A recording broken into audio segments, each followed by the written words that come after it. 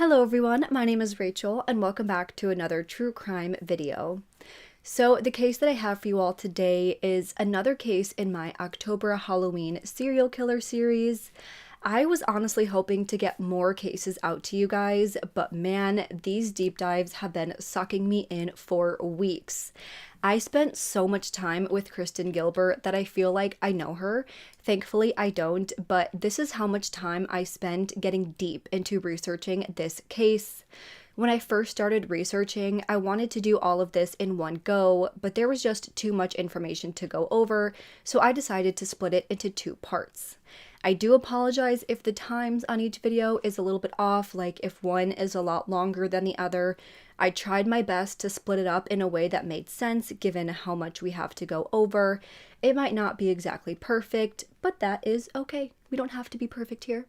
I do plan to release these videos within a day or two of each other at most, so hopefully there's just enough time in between for you to rest and digest this information before moving on to the next part and learning more about Kristen Gilbert. Today we will be discussing Kristen Gilbert, who she is, how she grew up, and what her life was like.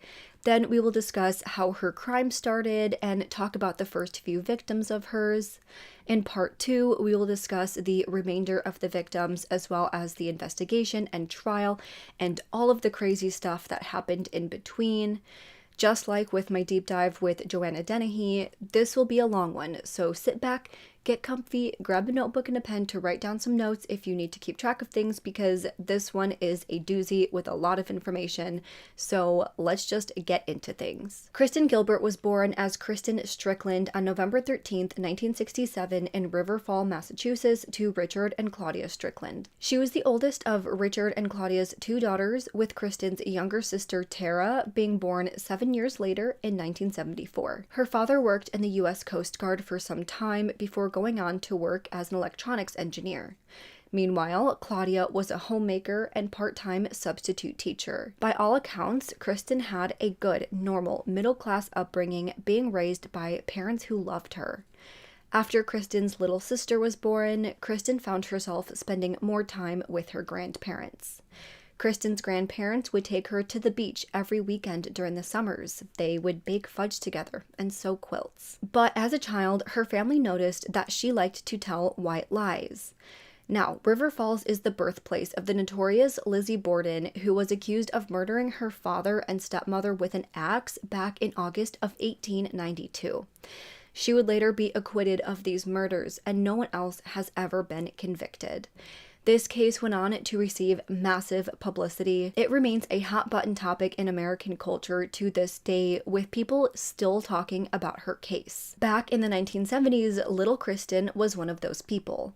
Kristen would actually go around telling people that she was related to the famous Lizzie Borden, although it was more likely that she wasn't.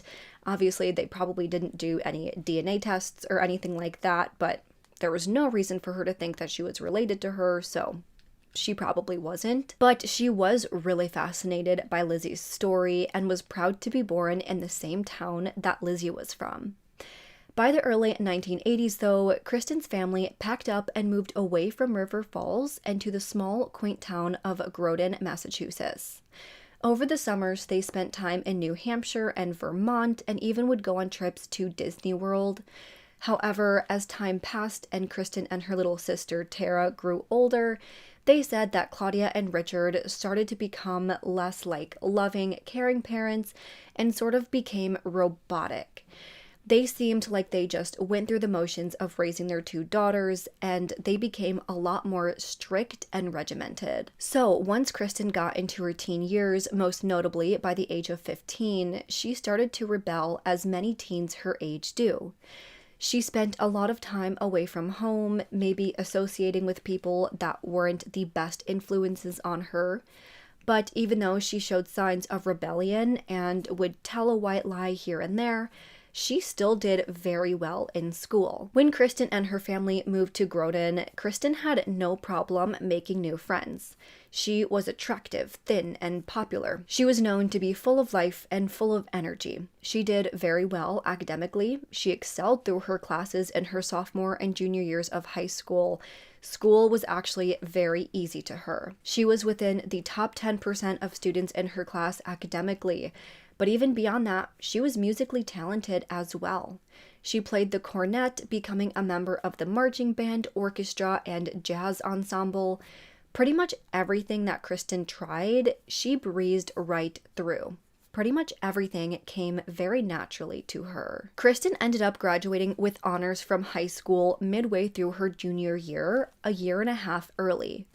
By 1984, by the age of 16, she was accepted into Bridgewater State College, where she originally studied as a pre-med student, but eventually switched to nursing. But even though Kristen was intelligent and did very well academically, she was known to be a liar and manipulator to those around her.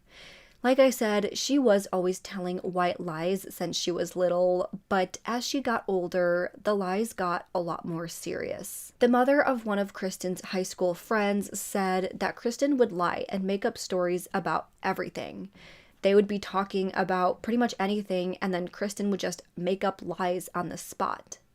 The same applied to her romantic relationships. Kristen would always be dating a few guys at a time, but she always had to be in control of the relationships that she was in. For example, if she felt that she was losing control, or if the guy that she was with showed signs of wanting to break up, she would start with begging for forgiveness, always promising to fix whatever she needed to fix the relationship.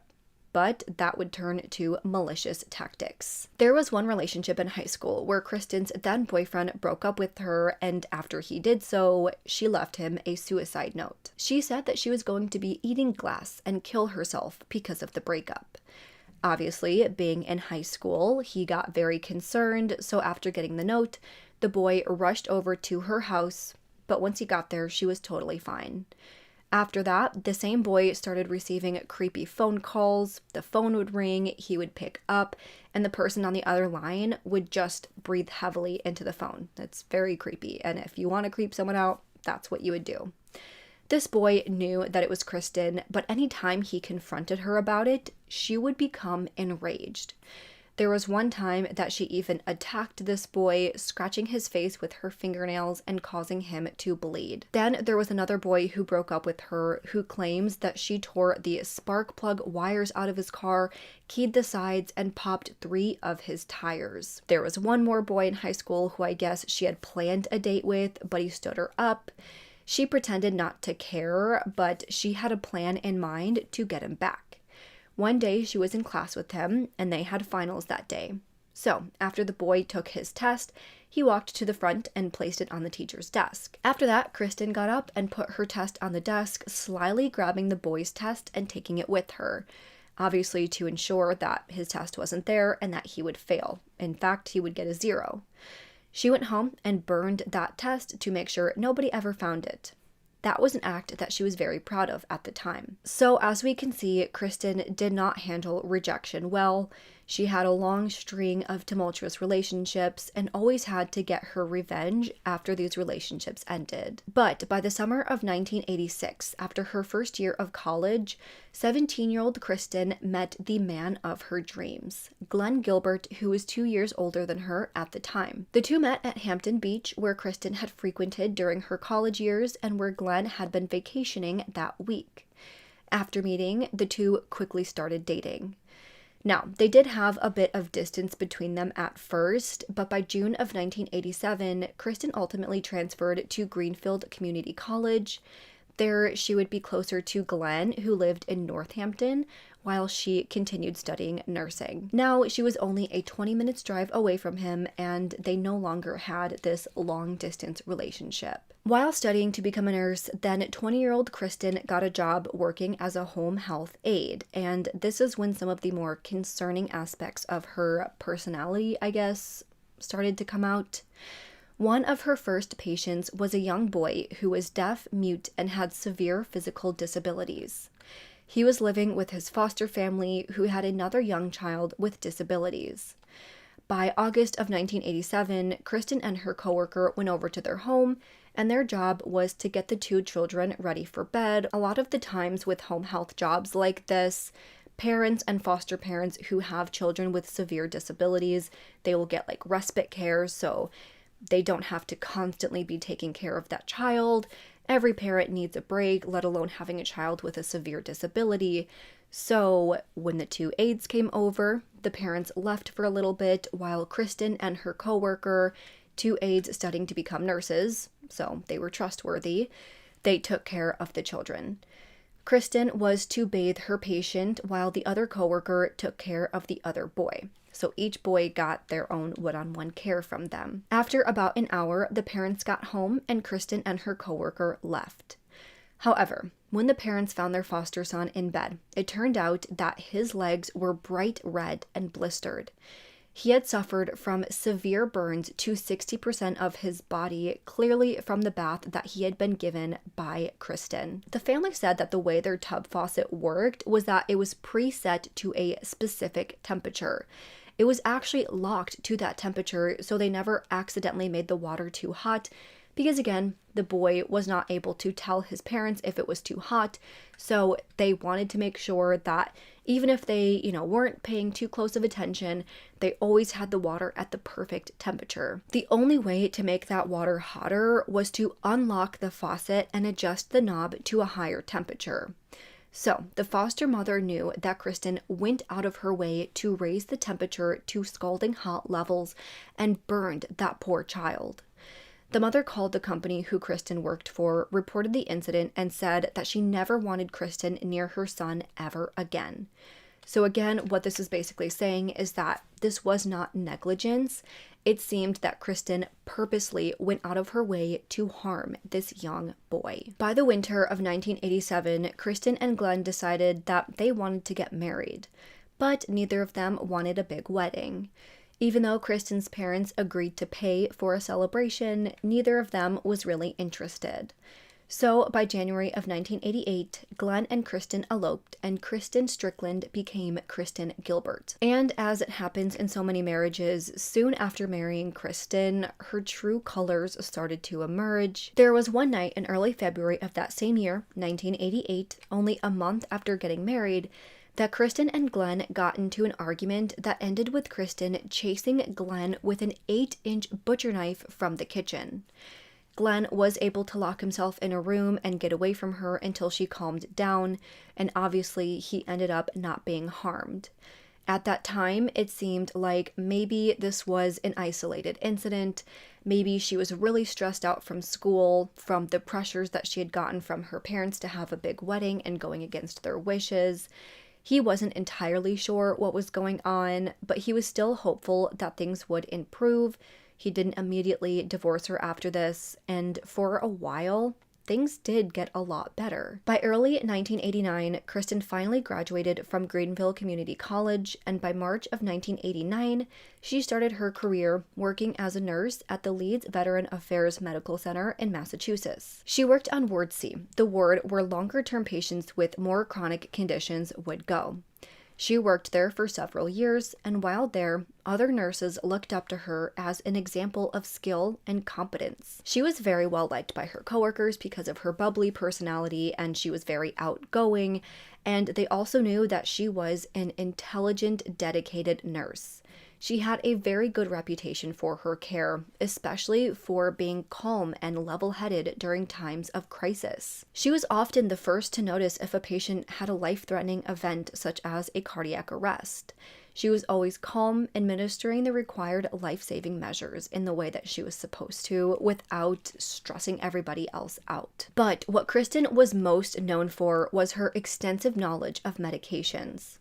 As someone who has had to study countless types of medications, what their side effects are, what their dosages are supposed to be, what they're used for, etc., this is something that's very impressive to me. She knew anything and everything you needed to know about all types of medications, and because of that, she was assigned to the med cart and was the one who administered medications to patients on most nights. So even if she wasn't like the main nurse that took care of a specific patient, if they needed an IV or certain medications, she would be called into the room to administer said medication. She was so well respected and so knowledgeable that other nurses would go to her first if they had any questions about any given medication. When she would give an answer, she would give a detailed description of each drug, what it did, and what its side effects were. She was known as virtually a walking medical textbook. However, as some time passed, other nurses noticed that Kristen was calling a lot of codes, and Kristen always seemed to be involved when a crisis was happening. For those of you who don't know, a code is basically called when there's a life-threatening event like a heart attack or a stroke or something like that, something that needs immediate medical attention. She was almost always there when patients would go into cardiac arrest and was always the first one to call a code blue and was always the one to start the life-saving measures on a patient that had an emergent life-threatening event. So, some of the nurses reported their suspicions to the VA. One of the staff physicians actually looked at the charts of several of his patients who had died during the night shift hours, which is the shift that Kristen worked, and he noticed that Kristen's name was listed as the primary nurse for many of those patients. Some of the patients seemed to be progressing very well and weren't particularly sick when they died either. So this physician told Kristen's manager that he didn't want Kristen seeing any more of his patients. After that, though, no disciplinary action was taken. The hospital apparently reviewed the concerns that the nurses and physician brought forward, but they found that the death rate at their hospital was in accordance with the average death rates at other hospitals. So, they didn't think that there was any reason to raise concern. They didn't want to blame Kristen for all of these codes and didn't want to make these very severe accusations if she truly was just trying her best and was doing whatever she could to save these patients and just was not able to. She could have just had really bad luck. So, Kristen carried on as normal, but her being involved in so many deaths did earn her the nickname Angel of Death at the hospital. This was something that was joked about by the other nurses, though no one ever took it seriously. They again thought that she was just very unlucky and had like this looming cloud following her around. By December of 1990, Kristen took a maternity leave after becoming pregnant and subsequently giving birth to her first child, a son named Brian. Upon returning to work in February of 1991, she grew very close with her coworkers once again, especially the ones who were raising children. She started having cookouts and throwing baby showers for other coworkers. They spent their evenings getting dinner or going out to clubs, and by all accounts, everybody also loved Kristen's husband, Glenn. She was living the life of a suburban soccer mom who loved her job and loved her baby. Things seemed to be going great for her. Around that same time, there was one incident where Kristen got off the phone and rushed to a coworker, warning that she had just received a bomb threat on the phone. Apparently, somebody told her that they planted a bomb on Ward C. Apparently, at the same time, Kristen went into a closet where she found a mysterious box that looked to have a swastika on the side. She showed her coworkers, and she said that she feared that this might be the bomb. So, police were obviously called, the hospital was evacuated, and police spent hours searching every square inch of the hospital for a bomb. But after all of that excitement, they found nothing. The mysterious box also just turned out to be a Kleenex box with a swastika drawn in pen on the side. Obviously, the thought here is that Kristen called in the bomb threat and made that box to get attention. The nurses around her started to suspect that maybe she did call in this bomb threat, but they couldn't be sure. It wasn't totally like her to do something so dramatic. She had never done anything else like that. There were a couple of times where, she would tell her coworkers that a patient would attack her. There was one time that she actually dislocated her shoulder because of a patient, though some of the nurses were a little bit suspicious of that too, because she was able to pop her own shoulder out and then pop it back in. So there was the possibility that she did that for attention as well. But still, the nurses around her, they all really loved her. Everybody who knew her loved her. So nobody thought that she would do something so extreme just to get attention. By November 13th, 1993, Kristen's 26th birthday, she actually gave birth to her second son, who obviously shared her birthday, Raymond. Up until that point, her marriage with Glenn had always been okay. There hadn't been any more violent outbursts, and even though they would argue, it was never about anything that the average married couple wouldn't argue about. The two had figured out their work shifts in a way that made it so that someone was always home to take care of the children so that they didn't have to do daycare. But after the birth of Raymond, things started to go downhill with Glenn. Kristen and him would fight pretty much daily. They would go long periods without speaking to one another, and their work shifts just weren't working anymore. They never saw each other, and even though someone was always home to take care of the children, that wasn't the best thing for their relationship. At the same time, Kristen started exercising more. She lost a bunch of weight and started dressing a little bit more provocatively. She completely changed her look at home and at work and around the community, clearly saying to those around her that she wanted attention. That same year in 1993, shortly after returning to work from her second maternity leave, Kristen met a 30-year-old man named James Perrault. He was a single dad who was absolutely dedicated to his children. He worked as a security officer at the VA hospital, and he was a veteran himself. His shift was from 3 p.m. to 11 p.m., which was around the same time that Kristen would work. The two started talking at work, and eventually they started getting drinks together after work.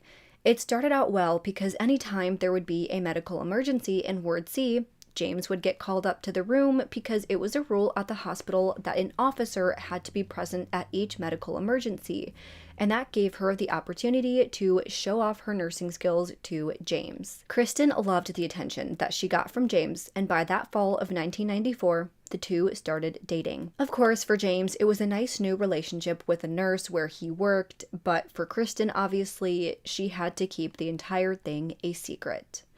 But neither of them did a very good job of keeping their relationship a secret.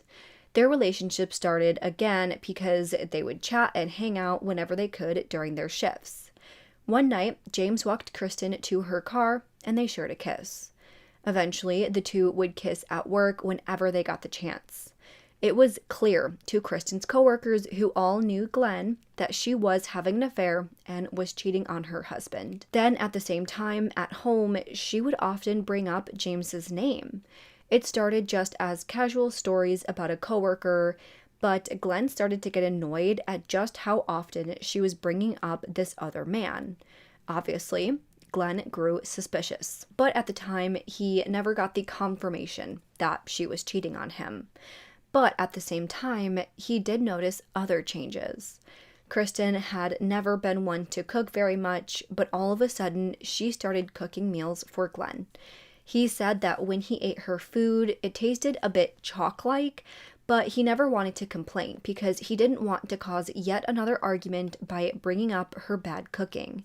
Maybe she was just getting into a new hobby and wanted to cook more, and he didn't want to discourage her by saying, your food doesn't taste very good, it kind of tastes weird and chalky. But then Glenn noticed that he started to feel sick. One time in November of 1994, he spent all day feeling very ill, feeling that he had the flu or something like that. He had been suffering from fatigue and severe muscle cramps before he started vomiting and feeling like he was going to pass out.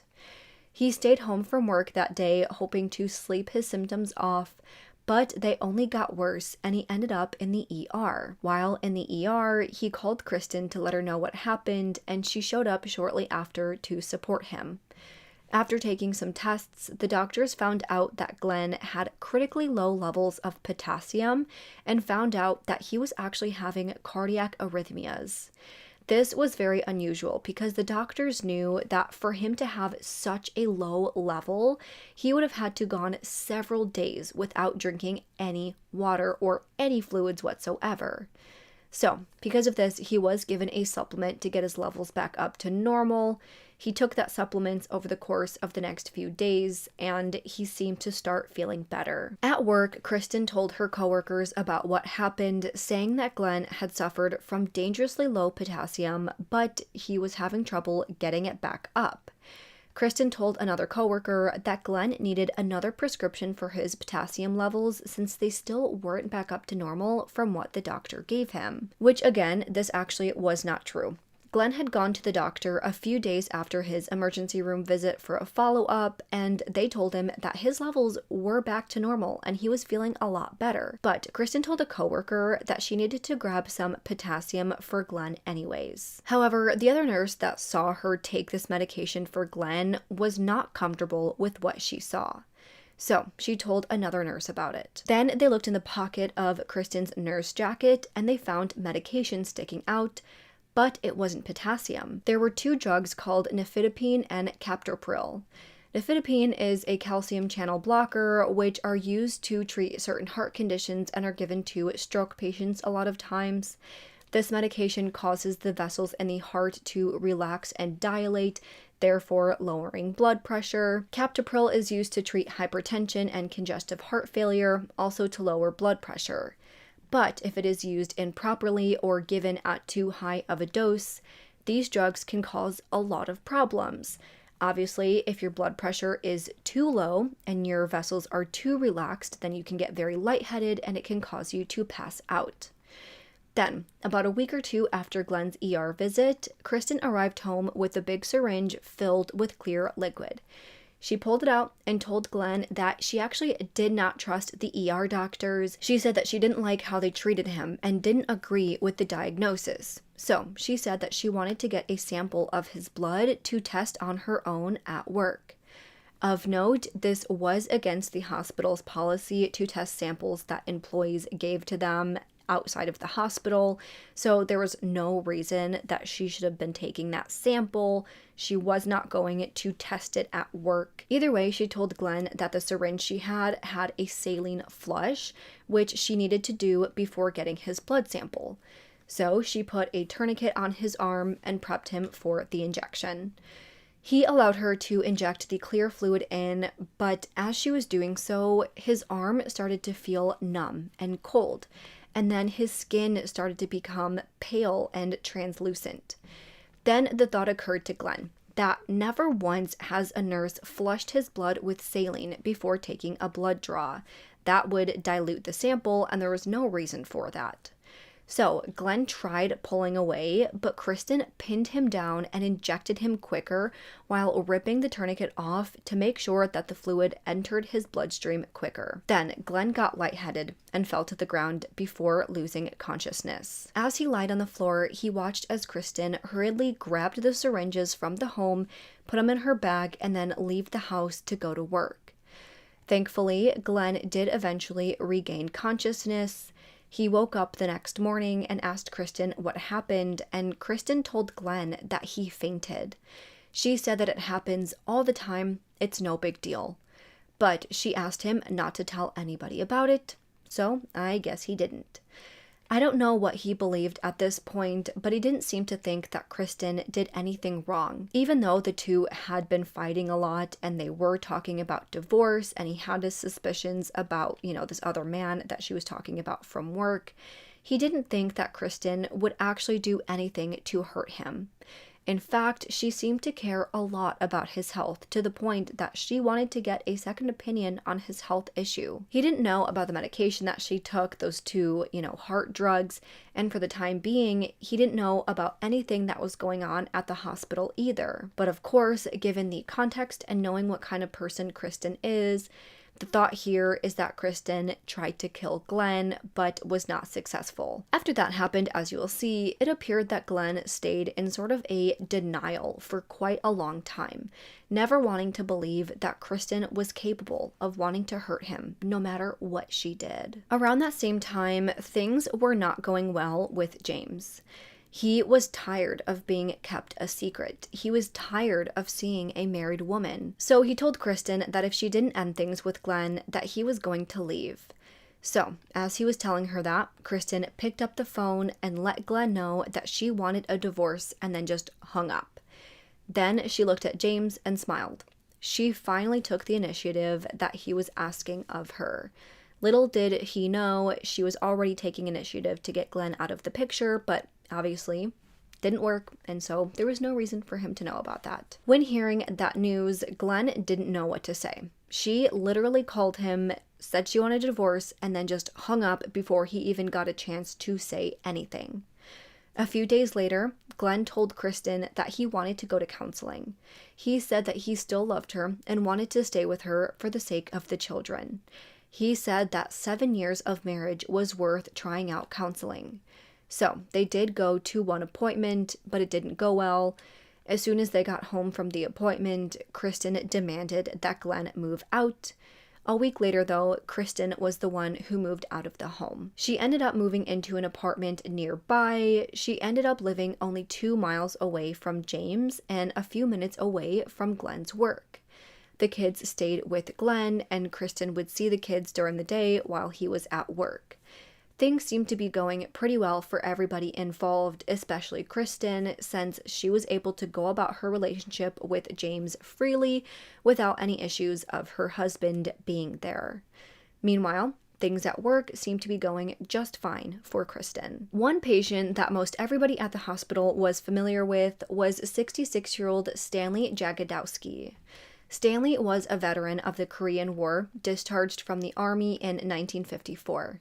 He then went on to work as a truck driver for many decades after. At that time, he was admitted to the hospital 3 times within 8 months. He was severely overweight, a smoker and a drinker with some very questionable eating habits, and he rarely ever exercised. When he was admitted, his doctors found that he had type 2 diabetes, high blood pressure, irregular heart rhythm, and enlarged ventricles. His wife of almost 40 years, Claire, told the hospital that she could no longer take care of him, saying that she actually suffered a heart attack herself recently. Stanley was a very, very stubborn man, never following the doctor's orders to eat healthier or be more active. He never believed that changing his habits would actually make a difference. Working in the hospital, working with patients like this, I totally get it. I totally understand that there are so many patients that are like, I'm not changing anything. You don't know me. You don't know my life. Nothing that you're going to say is going to make a difference in my life. I will continue doing exactly what I'm doing. It's very frustrating. But either way, due to his type 2 diabetes, he had developed sores on his right leg that were not healing. For those of you who don't know, degenerative neuropathy is very common in patients with type 2 diabetes. Basically, the nerves in your legs degenerate and you start to lose feeling in your legs, especially your feet. Many patients will come in with sores or even open wounds on their feet or lower legs that they didn't even know was there. There was one patient that I saw where his sores on his feet were so deep that you could see his tendon and his bone, and he literally did not know that they were there because he never checked his skin integrity. It's not like funny or anything, but it's just so crazy to think that people just don't look at their feet, especially knowing that they can't feel them. That was not a pretty sight to see. But either way, Stanley was in the hospital because he had an infection to his right leg that had spread and it was not healing. The doctors first had to amputate his foot, but the infection spread more and they ended up having to amputate just above the knee. Again, this is a very common thing that I've also seen at the hospital. A lot of patients with diabetic neuropathy eventually will have to get a leg or limb amputated because, you know, these things can get infected if there's all these wounds on your legs and you don't know about them and you're not taking care of them. It's very easy for them to get infected. And again, you won't feel the pain that is coming from the infection. You might just notice redness. And sometimes by the time you get to the hospital, it's a little bit too late. So they just got to chop it off. That amputation was done at a hospital in Rhode Island.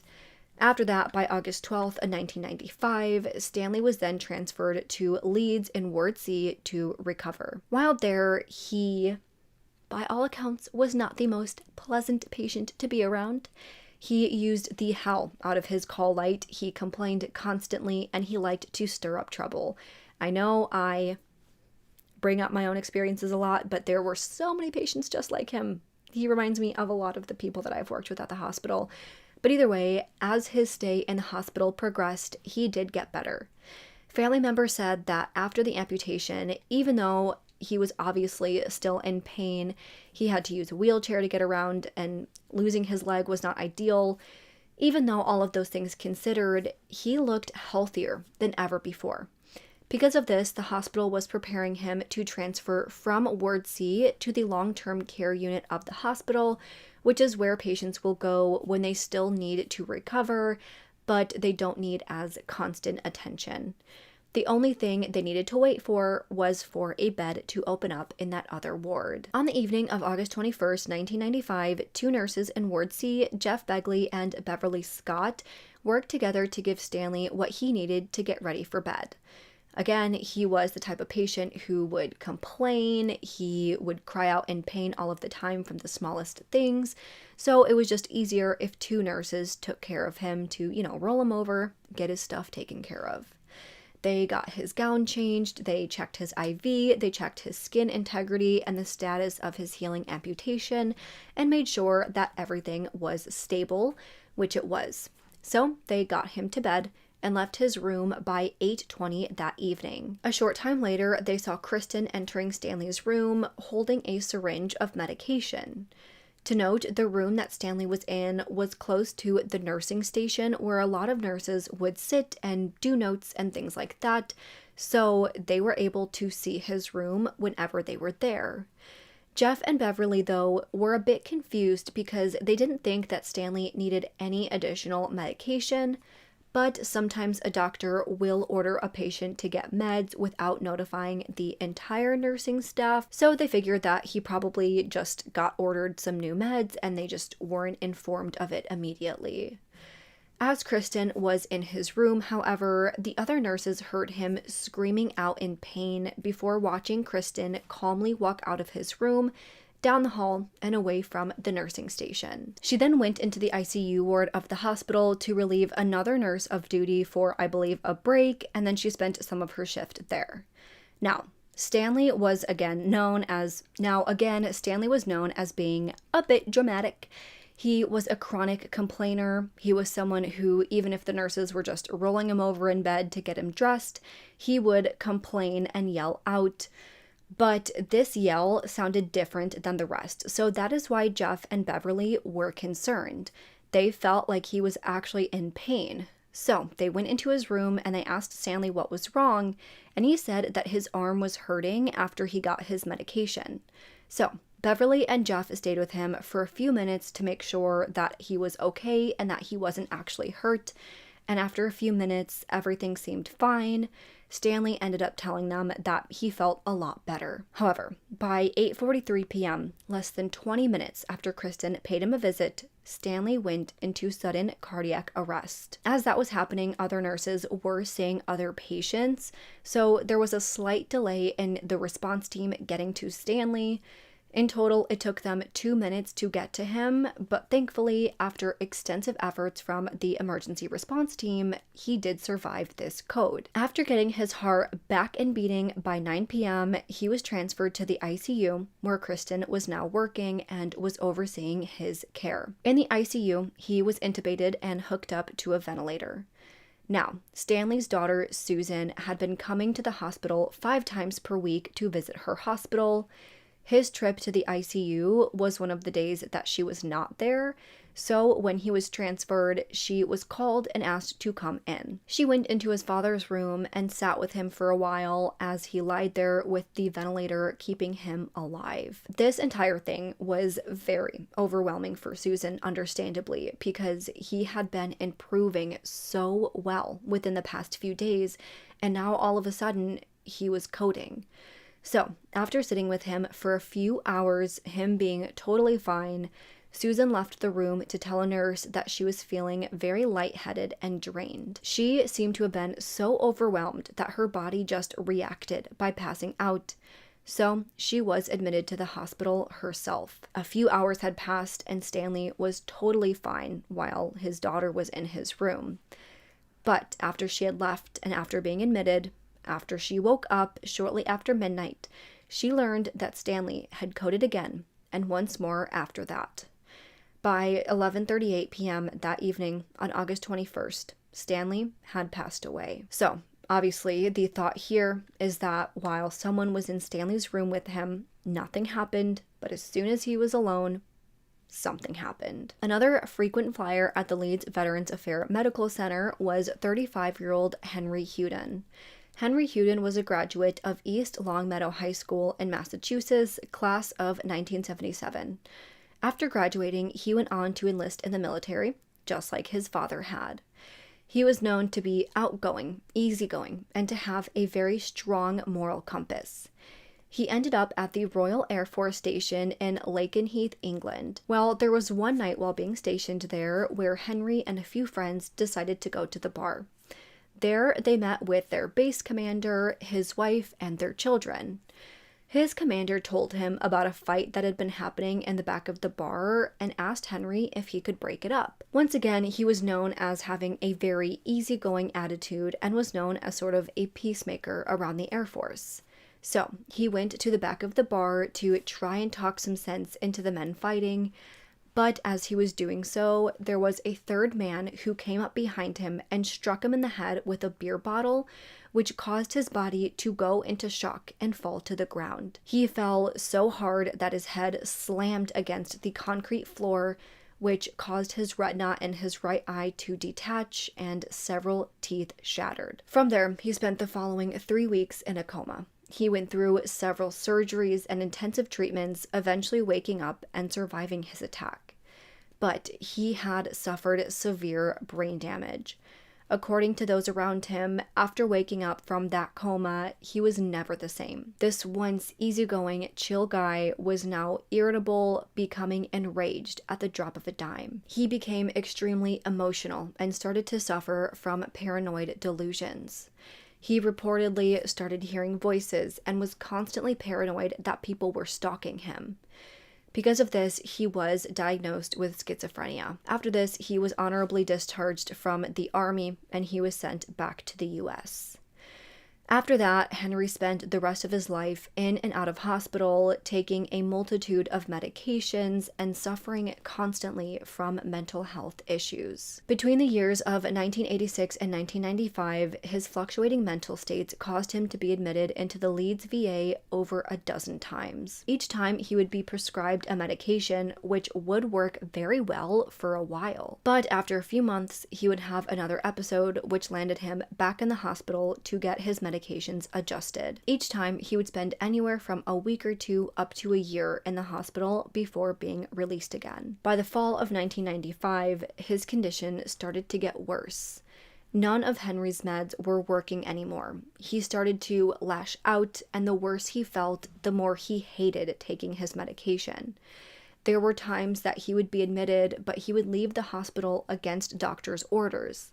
Basically, he would escape when he wasn't supposed to leave. By December 7th of 1995, after leaving the VA hospital on his own accord, so without being discharged and against doctor's orders, Henry spent the entire night vomiting and shaking. He called his mother to tell her what was going on, and she told him to get himself back to the hospital, but he didn't want to. Eventually, his mother arrived to his place to talk to him and try to help. He didn't have any appetite, and he couldn't hold anything down. So, his mother drove him to the hospital, asking for him to be readmitted.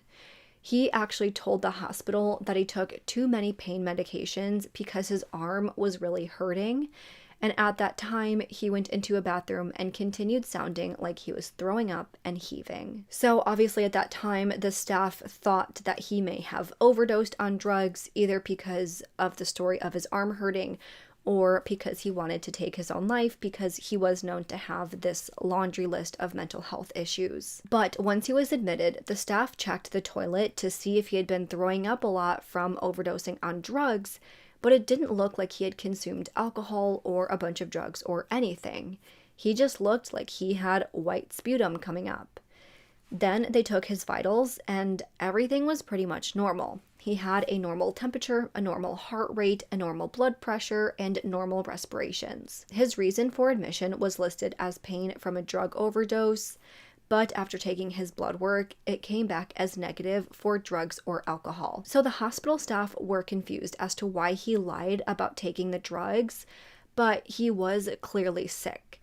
The thought here is that, again, Henry was known for being in and out of the hospital for mental health issues, so his mother was worried that if he just came back in with the flu, that they wouldn't admit him and just send him back home, but she wanted him to get the help that he needed, so it's thought that he purposely lied about taking too many drugs so that he could get readmitted. But again, they thought that he probably was just suffering from the flu.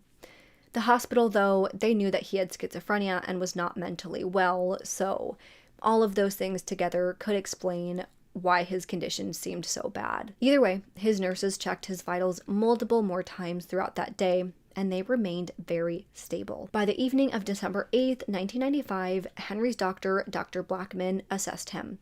He found that he was stable, alert, and aware. Again, besides the fact that he had a flu and schizophrenia, he was normal and totally stable. He wasn't drowsy, he wasn't sleepy or disoriented in any way.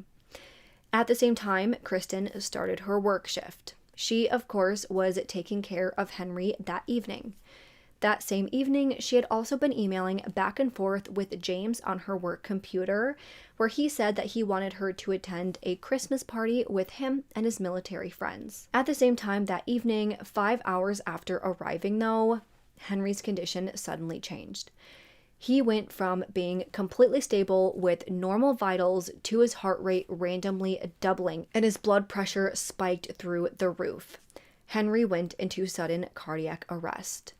When he did, Kristen was the one who called the code and began resuscitation efforts as the emergency staff rushed over to him. Part of the emergency staff was James Perrault, again because he was the cop on duty at the time. By the time Dr. Blackman arrived to the room, Kristen told him that Henry had a seizure and was asystole, which means that he had no cardiac output. Basically, his heart was not working and he flatlined. Because of this, he was intubated and given epinephrine to restart his heart. And after 25 minutes of life-saving measures, he was back. This was a big win for the medical staff who put in so much effort into bringing him back. Henry opened his eyes and it appeared that none of what happened to him had affected his brain function, even flatlining. He was okay.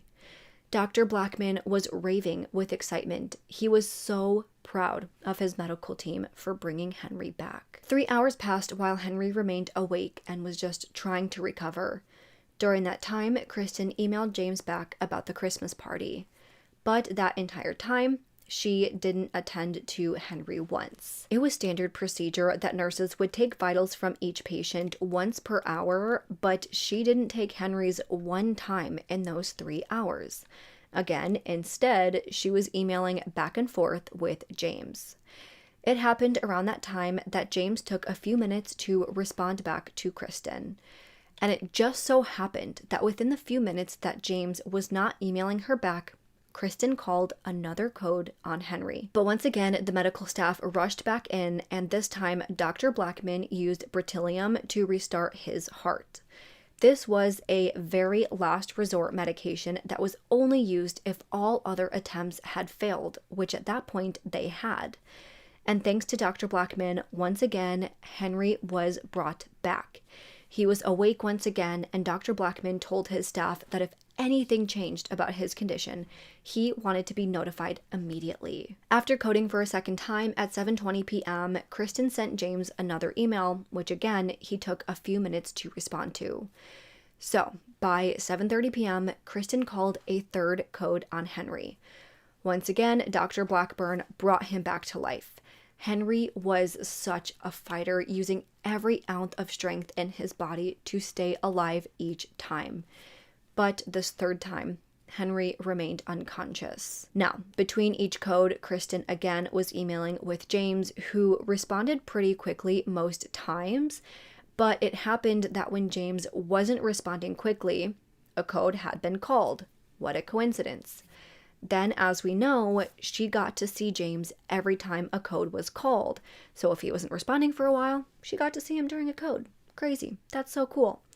But after the third code at 7:58 p.m., she emailed James back again, and the two continued to talk back and forth for the next hour, making plans for later that night. But by 9 p.m., he stopped responding. So she messaged him a few more times asking where to meet, but he didn't respond. Then, as it so happened, by 9:35 p.m., Kristen called another code on Henry.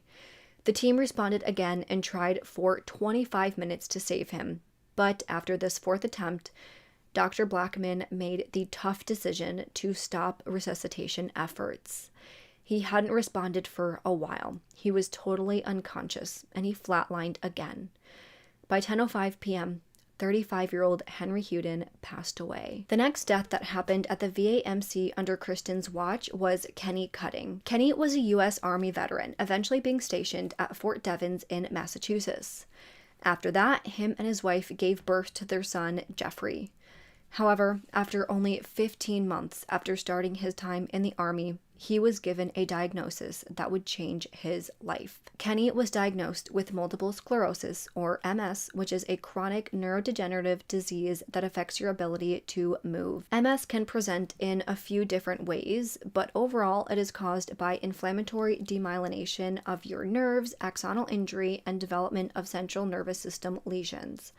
Basically, the protective coating on your nerves is deteriorated, which leads to muscular atrophy as well as spinal cord and brain lesions. The symptoms vary from person to person, but oftentimes involves blurred vision, pain in the eye described as ice pick-like sensation in your eye, which is just horrible to think about. Speech problems occur, issues with gait and overall movement, extreme fatigue, mood problems, and cognitive problems. It is a progressive disease with no known cure at this point. There are a lot of medications to manage the symptoms, but if your MS is severe enough, like in Kenny's case, you don't have that much time, to be quite frank. In Kenny's case, his symptoms did develop quite rapidly. His wife tried to take care of him at home, but things progressed far too quickly. He could hardly see at all. He had a lot of bowel and bladder issues and got very frequent infections and colds. By 1980, he was now using a wheelchair and had a very hard time taking care of himself. So he ended up going to a long-term care program at a VA hospital. He started at Jamaica Plain VA Hospital, but he didn't like it there. So he transferred to Leeds, which had a very good reputation. Once there, Kenny was very happy with the care that he received. By 1995, 41-year-old Kenny was basically without use of his arms or legs, and he required pretty much round-the-clock care. He underwent multiple surgeries for bowel-related issues, but never once had he experienced any heart problems. This was actually a very important thing for the doctors to make sure of, because cardiovascular issues can cause fatal results during the intense surgeries that he was getting. So they were all very confident that he never had heart problems, because again, if you go under general anesthesia and you do have heart problems, your risk for some sort of heart attack or event increases a lot. So by November 1st, 1995, Kenny had a complete colonoscopy.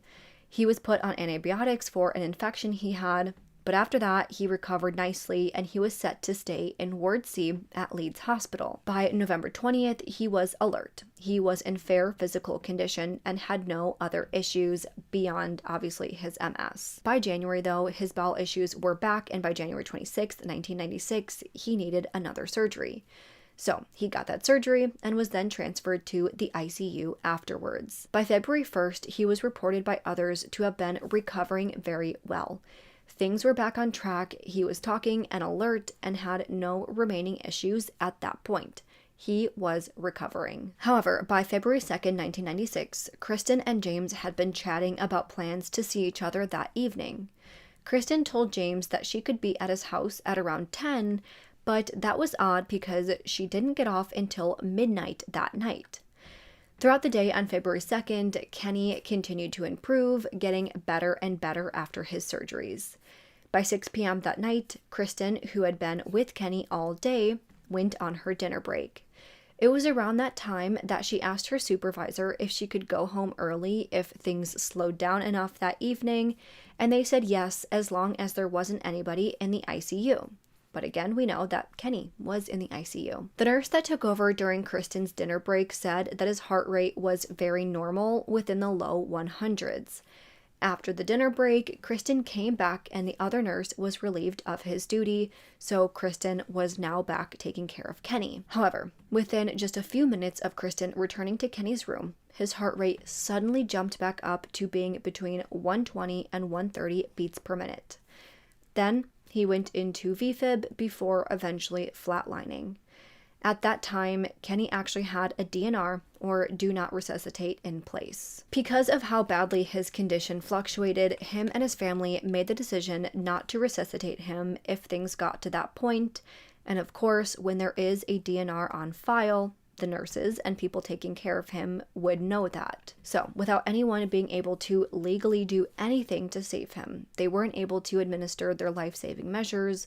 So, by 7:15 p.m. that night, he died. By 8:15 p.m., after finishing up the duties that the hospital must do after a patient died, Kristen asked a supervisor if she could go home early on sick leave since the hospital was slow and her patient had just died, so there was nobody in the ICU at that time. She was granted this request and was able to meet up with James by 10 p.m. that night for their planned date. It's almost as if she knew that she would be able to make it home early that night before she even saw Kenny. It's almost like she knew that if Kenny died, there would be no efforts to resuscitate him, and that she was going to be able to clear the ICU and go home early to see James. What a coincidence. So that is where I'm going to end part 1. To summarize, we know that Kristen grew up to be an intelligent student who excelled academically. Then she went on to become a very respected nurse, wife, and mother. But then things changed. She no longer wanted to be with Glenn, and instead, she wanted to be with James, who worked as an officer at the hospital. At the same time, it seemed that she suddenly started calling code after code after code, and each time, she got to see James. But as of right now, we don't know how she could have caused these patients to code so often. We don't know what was causing these issues, or even if maybe she just had really, really, really bad luck. Or I guess on the night that she got to go home early, really good luck.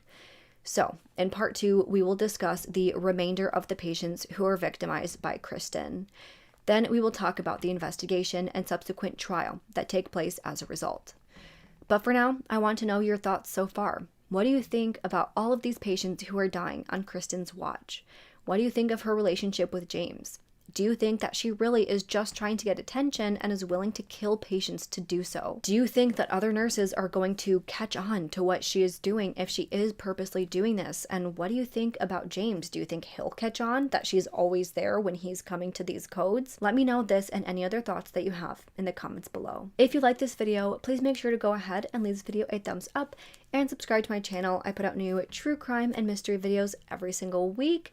Don't forget to turn that notification bell to on so you don't miss out on any of my future videos, and so you don't miss out on part 2. You will not want to miss part 2, the conclusion to this case. There's so much more to go over. There's so much that just ties things together, so you will not want to miss part 2. Make sure you have the notification bell on so you do not miss that. Make sure you follow my Twitter, Instagram, Facebook, and TikTok. All are going to be linked down below. And if you have any case suggestions, please make sure to send those suggestions to my Google Doc, which is also going to be listed down below. Also, let me know what you guys think of these series. Do you like the serial killer series? Do you prefer it when I do more of the mysterious, like missing 411 cases?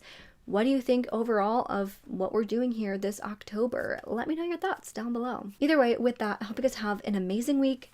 Stay safe, stay healthy, and I hope to see you next time. Bye!